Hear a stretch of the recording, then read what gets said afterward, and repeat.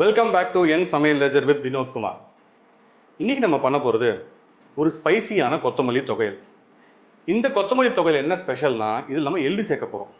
எள்ளு வந்து ஒரு பிரமாதமான ஃப்ளேவர் கொடுக்கும் இந்த தொகையலுக்கு. இதுக்கு என்ன தேவையான பொருட்கள்ன்றதை பார்க்கலாம்.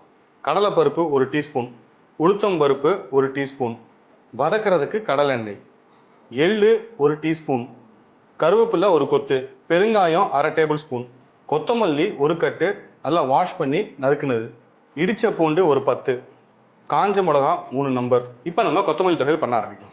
முதல்ல அடுப்பு ஆன் பண்ணிட்டு ஒரு 1-2 டேபிள் ஸ்பூன் எண்ணெய்,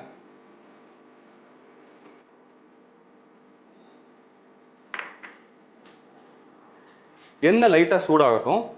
எண்ணெய் சூடானதுக்கப்புறம் கடலைப்பருப்பு, உளுந்து, இது ரெண்டும் கொஞ்சம் வதங்கட்டும். கடலைப்பருப்பு உளுந்து வதங்கினதுக்கப்புறம் இந்த வரமிளகா போட்டு கொஞ்சம் வதக்கிடுங்க.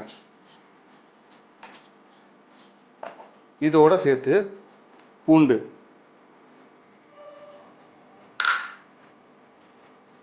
கொஞ்சம் கருவேப்பிலை,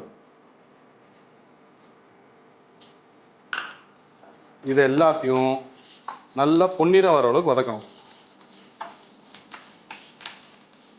இது ஒரு 75% வதங்கினதுக்கப்புறம் எள்ளை போட்டுருங்க.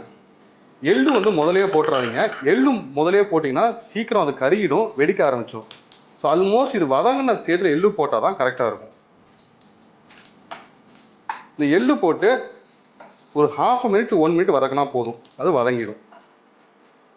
இந்த ஸ்டேஜில் ஒரு 1/2 ஸ்பூன் பெருங்காயம், இதுக்கு தேவையான உப்பு,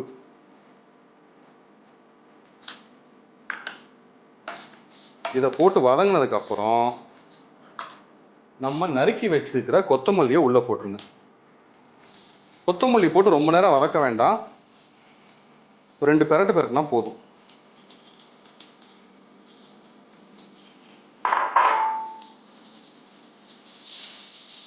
இப்போ கொத்தமல்லி நல்லா வதங்கிருச்சு.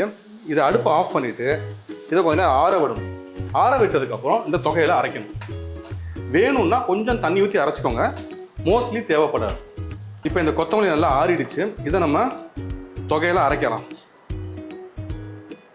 ஒரு ரஸ்டிக் ஸ்பைசி எள்ளு கொத்தமல்லி தொகையல் ரெடி.